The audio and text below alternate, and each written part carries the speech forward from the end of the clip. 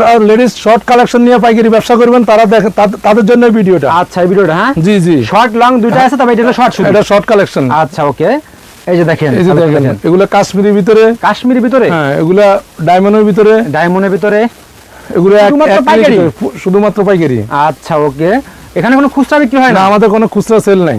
আচ্ছা ওকে, দেখেন কি কত আইটেম ভাই, দেখেন মাশাআল্লাহ, দেখছেন আইটেমের কোনো শেষ নেই নাকি ভাই? না, আচ্ছা ওকে, এই যে দেখেন সব চমৎকার চমৎকার আইটেম, দেখেন শুধুমাত্র পাইকারি বিক্রি করা হয়, শুধুমাত্র পাইকারি পিছে। কোনো খুচরা হয় না? জি, আমাদের দোকানের নাম হলো রহমান গার্মেন্টস, সিদ্দিক বাজার 125, ফুলবাড়িয়া, ঢাকা।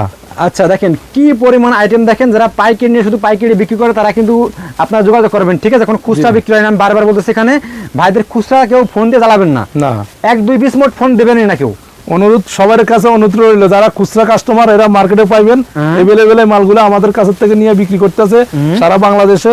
একটু খোঁজ করলে ডাইনে বামে তাকাইলে পাইবেন, ভালো ভালো মার্কেটে গেলে পাইবেন।